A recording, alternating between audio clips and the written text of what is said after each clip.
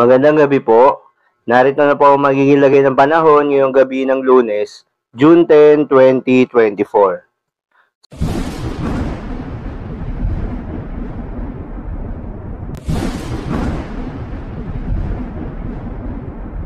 Sa kasalukuyan na tayo sa pag-asa, bahagyang humina itong southwest monsoon o hanging habagat at ang nakakaapekto sa ngayon ay yung binabantayan na cloud clusters o kumpol ng kaulapan na nagdevelop na nga at ngayong ay isa ng ganap na low pressure area. Ito huling namataan sa layong 135 kilometers east of Butuan City, Agusan del Norte.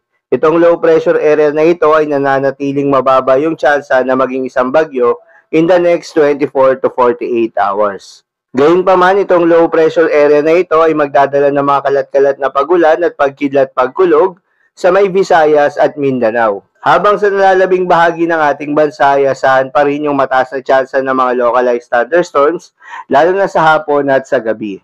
Ngayong gabi nga ng Lunes, dahil sa epekto nitong low pressure area, asahan sa may bahagi ng Visayas, Zamboanga Peninsula, Northern Mindanao, Dinagat Islands, Surigao del Norte, Surigao del Sur, at Agusan del Norte ang maulap na kalangitan na may kalat-kalat na mga pagulan at pagkidlat-pagkulog.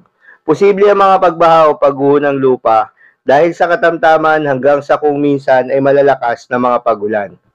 Kaya naman yung mga kababayan natin na nakatira sa mga areas na yan ay pinag-iingat sa mga banta ng pagbaha o pagguho ng lupa kapag nagiging katamtaman hanggang sa paminsan-minsang malalakas na mga pag-ulan.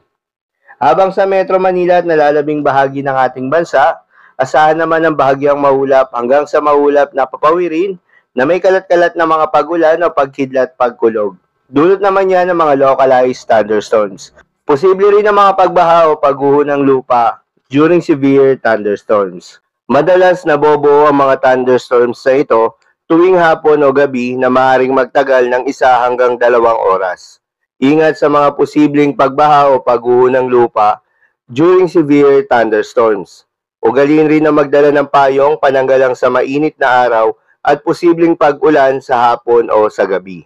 Para naman sa lagay ng mga dagat baybayin, ayon sa pag-asa ay wala namang nakataas na gale warning sa anumang seaboards ng ating bansa. Kaya naman malayang makakapamalaot yung mga kababayan nating mangingisda at yung may mga maliliit na sasakyang pandagat. Asahan ang banayad hanggang sa katamtaman ng mga pag-alon. Ngunit iba yung pag-iingat pa rin lalo na kung meron tayong offshore thunderstorm activity. Asahan pa rin yung mga tsansa ng malalakas na hangin at kaakibat nito ang bahagyang pagtaas ng mga alon. So, ilamang po para sa lagay ng panahon ngayong gabi ng Lunes. Keep safe everyone.